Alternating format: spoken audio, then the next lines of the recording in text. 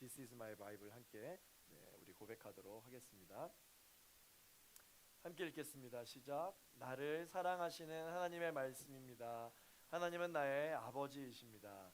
나에게 아버지의 선한 성품을 주셨고 목숨 걸고 죄에서 건져주셨고 영원토록 그분의 나라에서 함께 교제하실 것입니다. 하나님이 나의 아버지 되심이 최고의 은혜요 최고의 능력이 됩니다. 아멘. 하나님이 우리 아버지 되심이 바로 여러분들의 가장 큰 능력이고 힘이 될 줄로 믿습니다. 또 많은 선지자의 고백들처럼 여호와를 경외하는 것이, 여호와를 기뻐하는 것이 나의 힘이다, 나의 능력이다, 이렇게 고백할 수 있는 여러분 되시기를 소망합니다. 오늘은요, 제가 과적에 주의하세요 라는 제목으로 함께 말씀을 나누겠습니다. 운전하시는 우리 청년분들은 이 과적이라는 단어를 아마 운전하면서 많이 보시게 될 겁니다.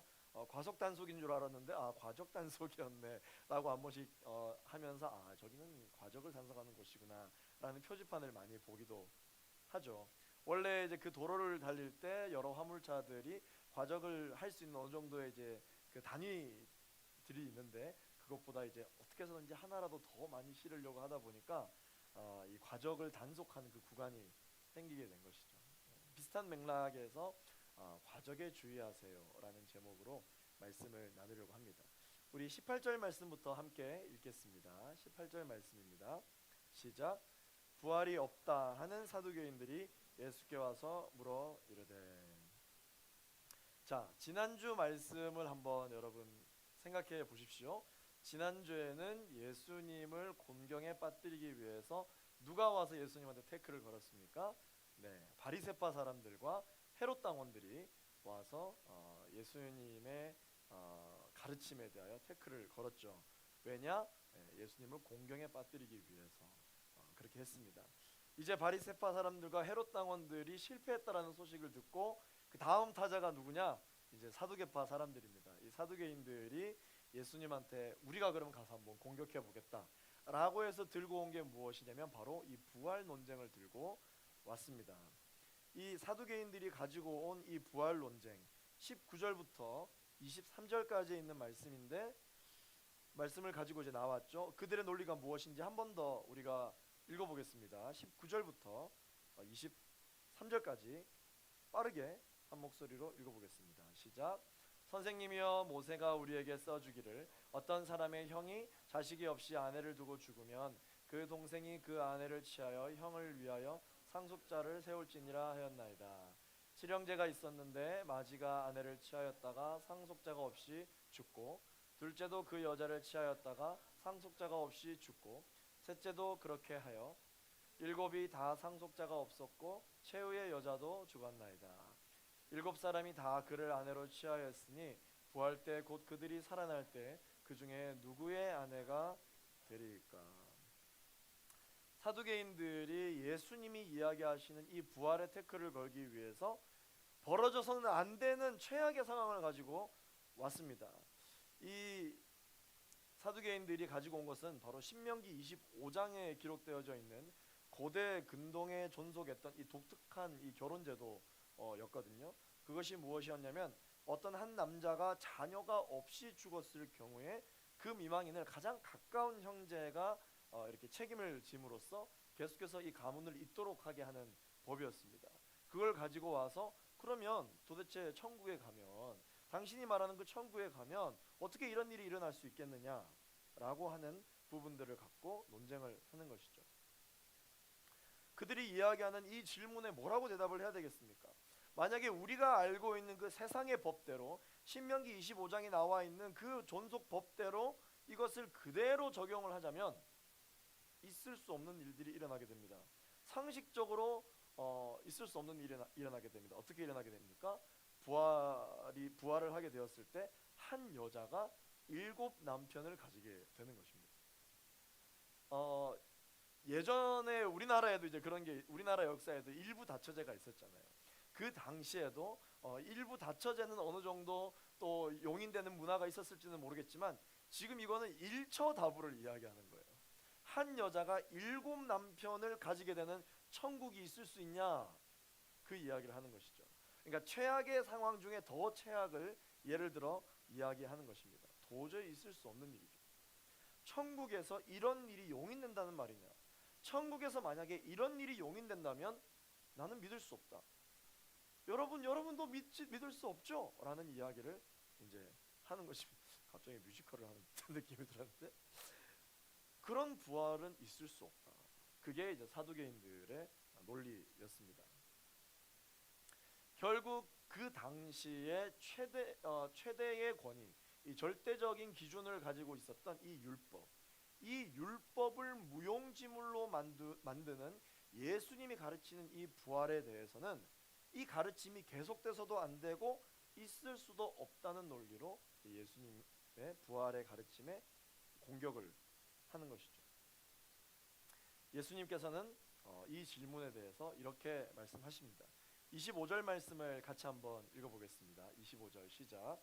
사람이 죽은 자 가운데서 살아날 때에는 장가도 아니가고 시집도 아니가고 하늘에 있는 천사들과 같으니라. 이 세상에 우리가 속해 있는 이상 우리는 세상법에 이 영향을 많이 받게 됩니다. 사두개파 사람들이 예수님께 던진 질문의 문제점이 무엇이냐면, 그들이 이 세상에서의 했던 그 생활이 부활 이후에도 그대로 이어진다라고 하는 그 생각의 전제하에 이 이야기를 하는 것이죠. 어쩌면 우리도 이 천국에 대해서 아무도 가본 사람이 없으니까 천국에서의 나의 생활은 어떨까라고 아마 생각을 하신 적이 있을 것입니다. 천국에 가면 나는 어디서 살게 될까? 천국에 가면 나는 누구와 함께 살게 될까? 천국에서의 나의 이웃은 누구인가? 천국에서 나의 직업이 있을까? 천국에서의 나의 질병이 있을까? 이 세상에서 경험하는 것들이 그대로 부활 이후에도 이어진다라고 생각을 했다라는 것이죠. 사두개인들이. 천국을 이 세상보다 더 나은 세상, 지금 내가 살고 있는 이 세상에 더 업그레이드된 버전이 바로 천국일 것이다 라는 그러한 기본 생각을 전제하에 이야기를 한 것이죠. 그런데 여러분, 천국은 이 세상의 연장선이 아닙니다. 천국은 이 세상의 법과 이 세상의 문화가 영향을 받는 그러한 공동체가 아니라 완전히 새로운 세상입니다. 하나님 나라의 법들과 하나님 나라의 문화에 영향을 받는 완전히 새로운 세상인 것이죠. 우리가 아까 25절에 보니까 천국에서는 장가도 아니가고 시집도 아니가고 하늘에 있는 천사들과 같이 살아가게 된다. 시집과 장가가 없다라고 하는 것은 결혼 제도가 없다라는 뜻이죠. 결혼 제도. 우리가 이 세상에 살아가면서 나름 합법적으로 맺어놓은 모든 관계도들이 여러분들이 있을 것입니다. 여러분들도 아마 관계도가 있을 거예요. 아마 이 관계도를 여러분들의 인생에 한번 관계도를 만들 수 있다라고 생각했을 때 나에게 긍정적인 영향을 주는 사람들 한 무리, 부정적인 영향을 주는 사람들 한 무리, 여러 가지 이런 관계도를 만들 수 있겠죠. 세상에서는 그러한 관계도가 엄청난 영향을 나에게 주지만 천국에서는 똑같은 영향을 주지 않는다. 그런 기준이 부여되는 것이 아니다. 그렇다면 오히려 세상에서 우리가 살고 있는 이 세상에서의 연장선이 천국이 아니다 라는 생각으로 다시 한 번 더 사두개인들의 논리를 생각해 보면 시작부터 다른 기준으로 다뤄야 된다는 점에서 천국을 그들은 오해하고 있는 것이죠. 그러나 성경의 기록으로 보았을 때 가족은 가족으로 기억이 된다라고 기록을 하고 있습니다. 그러나 그것이 지금 이 세상에서의 관계가 아니라 완전히 새로운 관계라는 것이죠. 왜냐하면 부자와 거지 나사로의 이 이야기를 혹시 여러분들 기억하고 계실지 모르겠습니다. 믿지 않는 부자와 믿었던 거지 나사로가 천국에 가게 되었을 때 믿었던 나사로는 천국의 아브라함의 품에 들어가게 되고 믿지 않았던 부자는 지옥에 있게 됩니다. 음부에 있게 됩니다. 그랬을 때 이 부자가 뭐라고 이야기하냐면 내가 천국과 지옥이 없는 줄 알았다. 그런데 와서 보니까 지옥이 있네. 제발 부탁이니까 저 나사로가 다시 그 땅에 가서 우리 가족들에게 천국과 지옥이 있다라는 걸 좀 알려달라라고 이야기를 하는 장면이 나오기 때문이죠. 그래서 그 천국과 지옥에 가서도 가족에 대한 그러한 기억은 존재한다라는 것을 알 수 있죠. 그러나 또 이 세상에서의 관계도와는 전혀 다를 수 있는 것은 무엇이냐면 천국에 대한 여러 가지 기록 중에 사자와 어린 양이 같이 뛰놀고 그리고 어린이도 같이 뒹군다. 사자와 어린 양이라는 것 자체가 이미 관계도가 성립될 수 없는 그러한 관계이죠. 이 세상에서는 어린이가 사자와 뛰어논다? 당장의 부모가 가서 갈라서게 만들고 절대 접근하지 못하도록 이렇게 막을 수밖에 없는 관계도인데 천국은 그렇지 않다. 심지어 천국은 어떤 것이냐? 여러분들이 아는 것처럼 내가 가지고 있는 모든 금은보화를 다 내려놓고 가는 곳이다. 천국은 마치 밭에 감추인 보화 같고 모든 것을 다 소유를 팔고 하나님께 들림받는 곳이다 라고 되어 있죠. 이 세상에서의 관계도가 완전히 새롭게 적용되는 것이 바로 천국인 것입니다. 우리 24절 말씀을 함께 읽어보겠습니다. 24절입니다. 시작. 예수께서 이르시되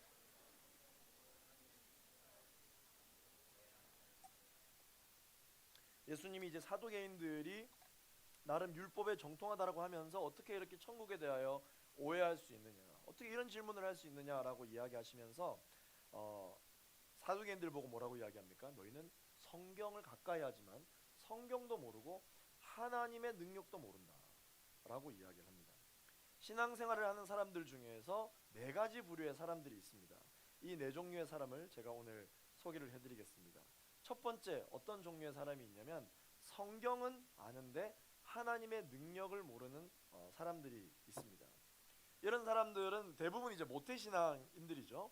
이제 모태신앙인들이 어려서부터 이제 머릿속으로 이제 든 건 많이 있지만 하나님의 능력에 대한 경험이 없다 보니까 그러나 무엇이 옳고 그른지는 많이 배워서 알고 있습니다.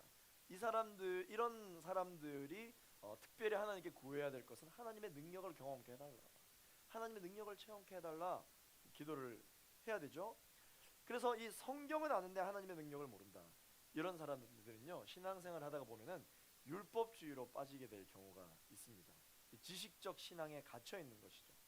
성경의 지식은 너무나도 잘 아는데 살아 역사하시는, 지금도 나에게 역사하시는 하나님의 성품을 이해하지 못하기 때문에 이들에게는 사실 지식은 있는데 간증이 없어요. 간증이 없습니다. 그러다 보니까 아는 것이 그들의 모든 기준이 되어버리기 때문에 신앙생활을 할 때 이 편협한 신앙생활을 하게 됩니다. 둘째, 어떤 사람이 있냐면요 성경은 모르는데 하나님의 능력만을 또 추구하는 사람들이 있습니다. 이런 사람들은 신앙생활 하다가 보면 어떻게 되냐면요 신비주의에 빠지게 된 위험이 있습니다. 체험만을 강조하는 것이죠. 성경을 아는 건 물론 중요하지만 그거 필요 없다, 체험이 중요하다. 그래서 막 체험 하다가 보면은 뭘 체험하게 해주겠다 그러면 막 따라가는 것이죠. 그리고 뭐 좀 용한 목사님 왔다 그러면 막 머리를 막 들이밉니다. 무슨 수를 써서라도 기도를 받으려고 하는 경우가 있습니다. 물론 하나님의 능력을 체험하는 것은 중요하지만 체험만 강조하는 것도 굉장히 위험할 수가 있는 것입니다.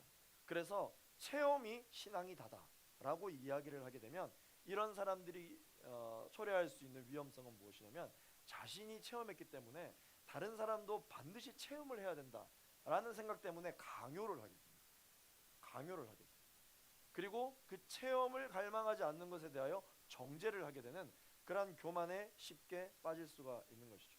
내가 이런 신앙을 체험했으니까 너도 반드시 꼭 그렇게 해야 돼 라고 강요를 하게 되는 것이죠.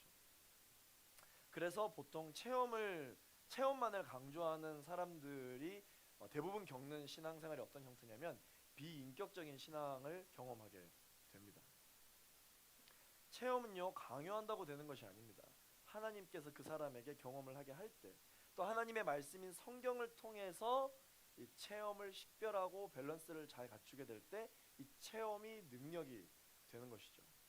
셋째로 이제 어떤 사람이 있냐면요 성경도 알고 하나님의 능력도 아는 사람입니다.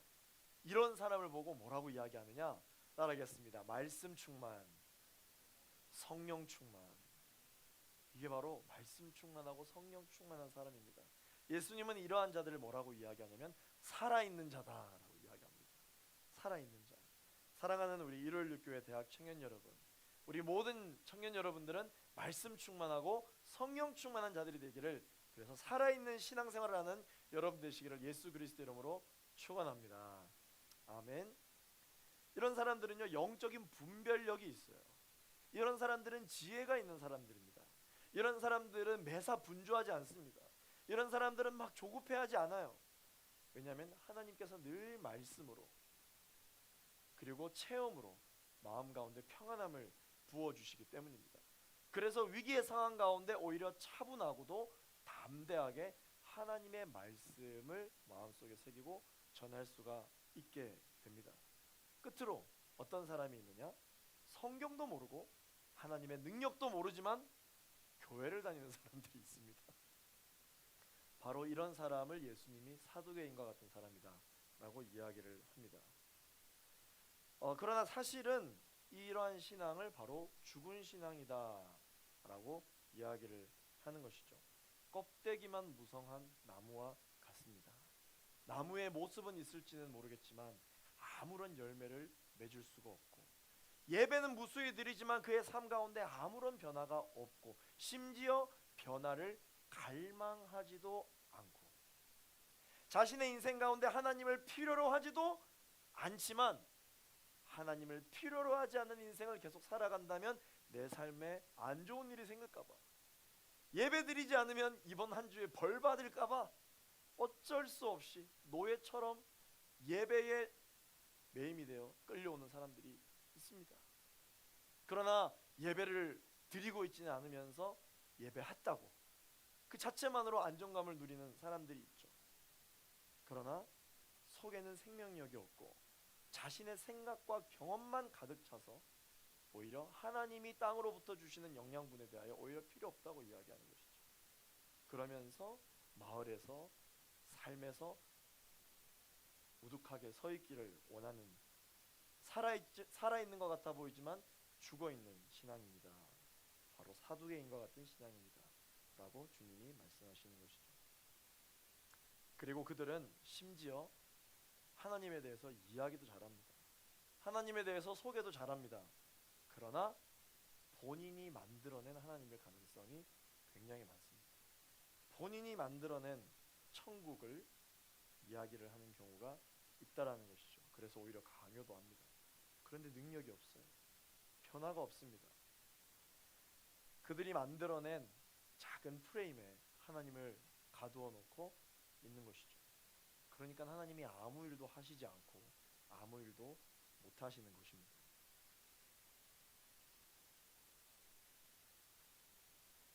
(26절) (27절) 말씀 우리 끝으로 읽어보도록 하겠습니다. 26절 27절 말씀 시작. 죽은 자가 살아난다는 것을 말할진대 너희가 모세의 책 중 가시나무 떨기에 관한 글에 하나님께서 모세에게 이르시되 나는 아브라함의 하나님이요 이삭의 하나님이요 야곱의 하나님이로라 하신 말씀을 읽어보지 못하였느냐? 하나님은 죽은 자의 하나님이 아니요 산 자의 하나님이시라 너희가 크게 오해하였도다 하시니라. 아멘. 자, 여기서 하나님이 뭐라고 말씀하십니까? 나는 아브라함의 하나님이다. 나는 이삭의 하나님이다. 나는 야곱의 하나님이다 라고 이렇게 말씀하십니다. 생각해 보십시오. 아브라함과 이삭과 야곱의 하나님은, 그들이 여기서 등장하는 이 인물들은요 과거입니다. 과거의 인물들이에요. 옛날의 구약의 기록에 있었던 인물들입니다. 그런데 지금 하나님은 어떤 하나님이라고 말씀하십니까? 나는 야곱의 하나님이다. 사실은 정확한 표현으로 기록을 하려면 이렇게 기록하는 게 맞을지도 몰라요. 나는 야곱의 하나님이었다. 왜냐? 죽었으니까. 나는 이삭의 하나님이었다. 왜냐? 이삭은 지금 죽었으니까. 나는 아브라함의 하나님이었다. 왜냐? 죽었으니까. 그런데 그렇게 설명하지 않죠. 나는 야곱의 하나님이다. 나는 이삭의 하나님이다. 나는 아브라함의 하나님이다 라고 이야기를 하시는 이유는 그들이 죽음을 경험했을 뿐, 끝이 아니라, 사라진 것이 아니라 하나님은 지금도 그들과 함께하고 계시는 겁니다. 어디서? 천국에서. 그것을 말씀해주고 계신 것입니다. 그렇기 때문에 여러분, 죽음이라는 것이 여러분들에게는 어떤 개념일지 궁금합니다. 세상 사람들은 죽음을 두려워합니다. 왠 줄 알아요? 죽으면 끝이라고 생각하기 때문에. 그래서 어떻게 해서든지 죽기 전에 뭘 다 이루려고 하는 거죠. 죽기 전에 뭔가를 다 이루어내지 않으면 난 더 이상 가망이 없다라고 생각을 하게 됩니다. 죽음은 끝이다. 그렇기 때문에 죽음을 굉장히 두려워해요. 그런데 하나님의 사람들은요, 죽음을 두려워하지 않습니다. 왜 그런지 아세요? 하나님의 사람들은 성경도 알고 하나님의 능력을 체험한 그 살아있는 하나님의 사람들은 죽음을 끝이라고 생각하지 않기 때문에 죽음은 그저 모든 사람이 죄를 지었기 때문에 경험할 수밖에 없는 과정이에요. 왜냐? 죽음 이후에 하나님과 영원히 함께하는 세상이 있다라고 믿기 때문이죠. 여러분들은 어떠십니까? 죽음, 난 아직 젊고 푸른 사람인데 아직까지 나하고는 거리가 먼 이야기다라고 생각하실지 모르겠습니다. 그렇죠, 그렇기도 합니다. 그렇지만 두려움은 있잖아요. 두려움은 있습니다. 그러니까 늘 우리 스스로 죽겠다, 죽을 것 같다, 혹은 죽고 싶다, 두려운 마음을 가지면서 그러한 시간과 생각에 대하여 환영하지 않는 마음으로 그런 말들을 하곤 하죠. 죽음은 하나님의 사람들에게 끝이 아닙니다. 세상과 완전 기준이 다른 것이에요.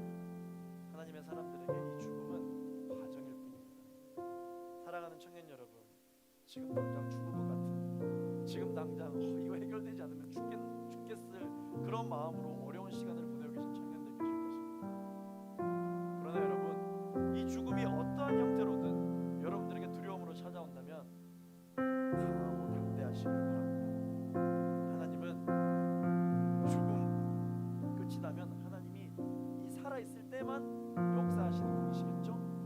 그러나 하나님은 우리를 죽음으로 끝내시지 아니하시고 영원히 우리와 함께 하시는 분이십니다. 당장 눈앞에 있는 문제만을 바라보고 사는 사람과 문제 너머의 땅 끝을 바라보며 살아가는 사람의 인생이 완전히 다른 거죠. 청년 여러분, 여러분들은 이 땅에서 잠시 몸부림친 이 인생을 위하여 허덕이지 마시고 영원한 나라, 영원한 그 생명을 위하여 스펙을 쌓고 영원한 하나님 나라를 위하여 호흡하고 영원한 하나님 나라를 위하여 관계도 하고 영원한 하나님의 나라를 위하여 아침에 일어나고 저녁에 잠을 자는 거룩한 인생을 살아가는 여러분 되시기를 예수 그리스도의 주님으로 내가 어디에 기준을 두고 살지가 결정이 되면 지금 내 앞에 있는 문제를 어떻게 다뤄야 될지가 나옵니다. 그러므로 하나님의 사람들은 분주하지 않아요. 이거 안 되면 어떡하지? 당장 내 앞에 있는 이 문제가 해결이 안 되면 어떡하지? 주님 앞에 다 내려놔야 되겠다라고 교회에 오지만 여전히 내 마음, 여전히 내 스펙을 내려놓지 못하고 하나님께 내어 맡겨드리지 못하고 내가 끝까지 붙들고 있죠. 그러면서 어떻게 천국을 기대할 수 있겠습니까? 어떻게 천국을 소망할 수가 있겠습니까? 그렇다면 여러분, 끝으로 천국을 바라볼 때, 천국을 소망할 때 우리는 어떤 모습으로, 어떠한 마음으로 천국을 준비해야 될까요?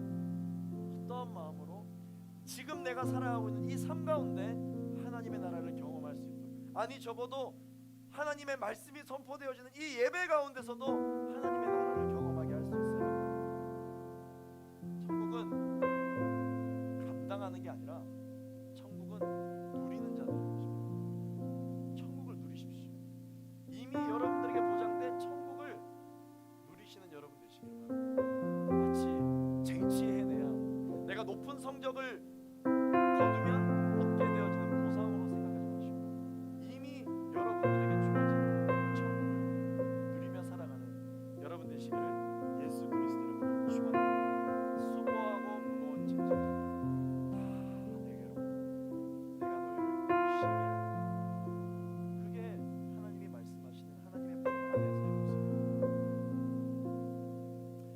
천국은 가고 싶지만 내가 내려놓지를 못하는 것들이 많이 있습니다. 내가 하나님께 모든 걸 맡기고 싶지만 나의 지식은 내려놓지 못하겠고, 내 자격증 하나에 막 안달납니다. 그냥 이거 못하면 죽을 것처럼, 이거 못하면 끝인 것처럼, 내가 지금 이 기회를 잡지 않으면 내 인생을 망해버리는 것처럼 생각합니다.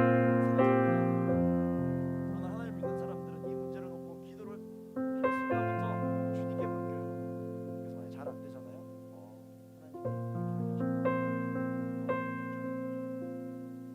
하나님이 천국은 누리는 자의 것입니다. 우리는 여러분 것입니다. 이 스태프들이 예배를 준비하다가 이게 안 치워서 이렇게 있는 게 아니라 제가 여기다가 좀 세팅을 해달라고 했어요. 여러분들 비주얼 설교 좋아하시네요. 준비를 했어요. 이 가방 안에 뭐가 들어있는지는 모르겠지만, 가방 주인은 모르겠는데 여러 짐들이 있을 수 있죠. 그래서 어떤 사람들은 이 가방 안에 든 것만큼은 절대 내려놓지 못해서 가방을 제품 들고 하나님 앞에 나아가는 사람들이 있어요. 나는 자매는 이렇게 잡혔는데 아름다움을 포기하지 못하겠다 생각해서 예배에 잘 어울리는 것 같기도 하고 내려놓지 못하고 이렇게 메고 끝까지 이렇게 아니 아름다움만 내려놓지 못하는 게 아니라 내 스펙도 내려놓지 못하고 스펙만 내려놓지 못하고 재정도 내려놓지 못하고 관계 내려놓지 못하고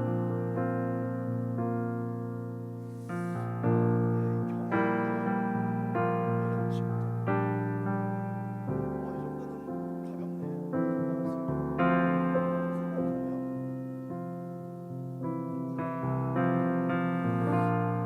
이 정도는 그리고 점점 버거워지신다.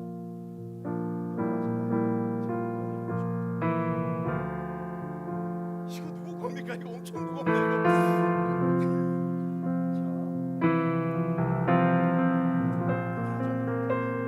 내려놓지 못하게.